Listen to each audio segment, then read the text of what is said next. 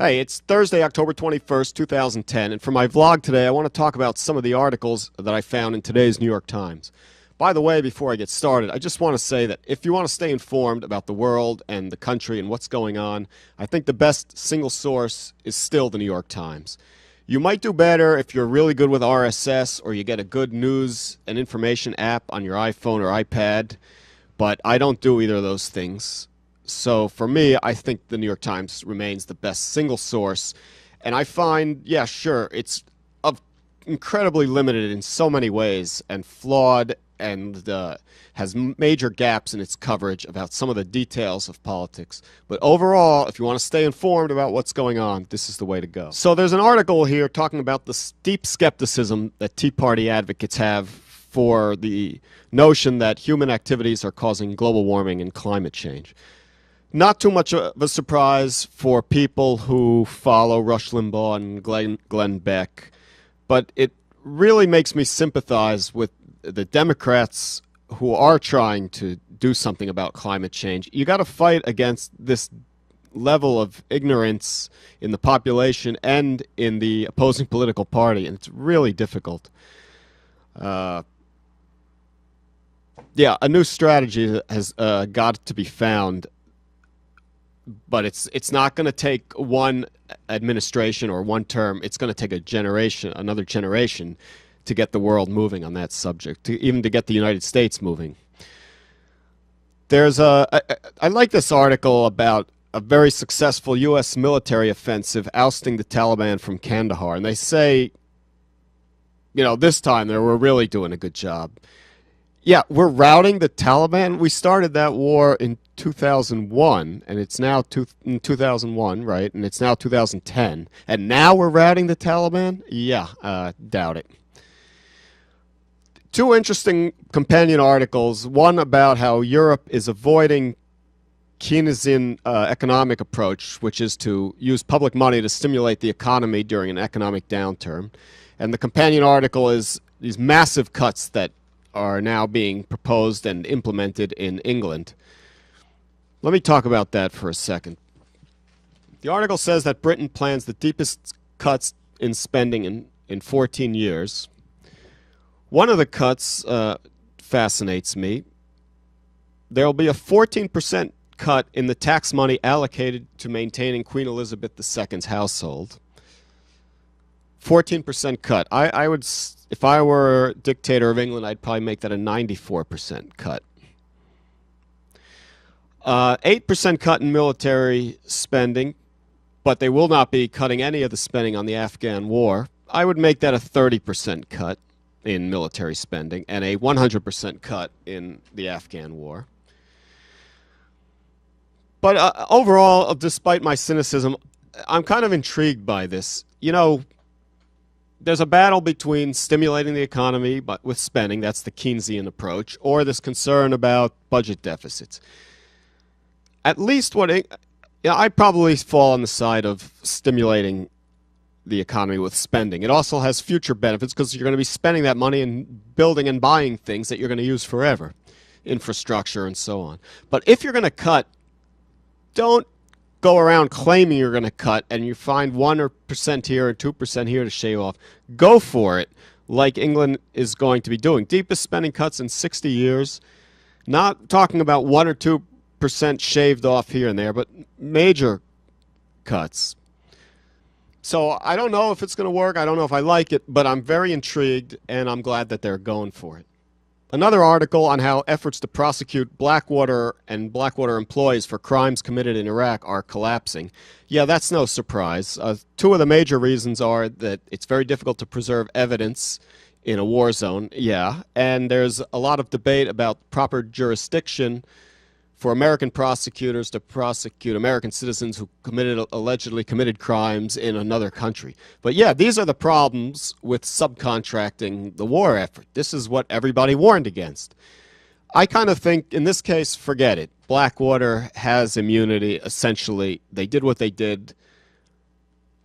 It's just not going to happen. They're not going to be meaningful prosecutions. Justice will not be served. I just hope, and I think efforts should be made to that this will not happen in the next war. Good luck with that.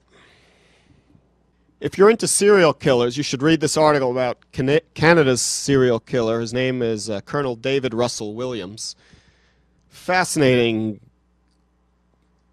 tawdry details about the way he broke into women's homes, stole their underwear, and then photographed and videotaped himself wearing the underwear in various states of arousal. Then, when the crimes got violent, he would actually beat, rape, and eventually kill some women, videotaping himself while he repeatedly raped them. The strange part about this guy is that he started his career as a serial killer, I believe, in his 40s, whereas most people start in their early 20s, according to the researchers quoted in the article. For politics, there are plenty of good articles. There's a pretty decent analysis about spending on political in this election season. It was written by Matt Bai, who's, I believe, a favorite of the liberal blogosphere, and he's been a guest on the Young Turks a few times. And there's a nice little profile of one congressional race in California, in the Sacramento area, where a two-term Democrat, Jay McNerney, is battling a Republican challenger. The Jay McNerney victory was one of the glorious moments of the 2006 Democratic upsurge, but now his term is threatened because of course, a tide against incumbency and economic bad times. There's an enormous 3-page article that I'm not going to read about football helmets. So that shows you where the emphasis, what America really cares about. There's a very short little article about a congressional race that I find particularly fascinating. It's the South Dakota race. There's only one member of Congress representing all of South Dakota. Currently, it's Stephanie Herseth Sandlin, Democrat. She's the leader of the conservative Blue Dog Democrats in the House, so not a lot of love there for her. And her challenger is another woman named Kristi Noem. What's interesting here is neither Noem nor Herseth Sandlin have said that they would support their leader currently, Boehner or Pelosi, for majority leader if they were elected to Congress and their party had the majority. I kind of like that development. Democracy should be, in the U.S., should run from the top levels all the way down to the grassroots. So even though we have this flawed democracy where we can elect our representative to represent us in Congress, then there's another level of democracy where all the members of Congress get together and vote for their leaders. And it shouldn't be a case where automatically Nancy Pelosi or John Boehner, just because they're the leaders of their parties in Congress now, get reelected in the next term or in the next session. I like that there's fluidity there, so that's good. There's a good article about the conflicts going around the world with regard to currency values and exchange rates.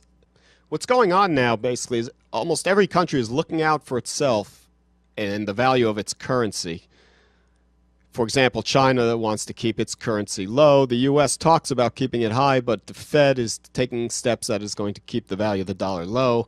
And every country is basically looking out for itself instead of acting in coordination.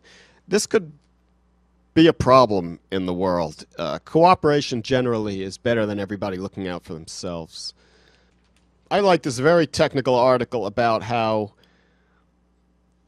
the ratings for municipal bonds that help finance municipal water projects are not accurate because in some cases the bond ratings are not adequately reflecting the risks of water shortages and legal battles over water supplies, in particular in cities like Los Angeles and Atlanta. You know, these are technical, mechanical details, but this is how we run our governments and our lives here in the United States. This is a problem because if all of a sudden the bonds drop in value, then cities have to raise more money to cope with their water supplies. And the last thing anyone has now, especially local and state governments, is more money. Then there are a bunch of short little things, which I really think you should read. There's a little promotion article about how they're marketing and promoting a PBS documentary on the Freedom Riders from the Civil Rights era. That's coming out in the spring, but the marketing and promotion is going on now. There's some tech trend articles about Apple and the problems with keeping earbuds in your ears, and some new features that allow they're becoming popular to allow group text messages, especially among adults. So if you want to know what's going on in the world and you don't want to be a clueless grandma or grandpa, it'd be good to read those articles. And, well, there's a whole bunch of other stuff that I haven't even mentioned in here. But check it out for yourself. I think that's enough for me now, and I'll sign off. Thanks for watching.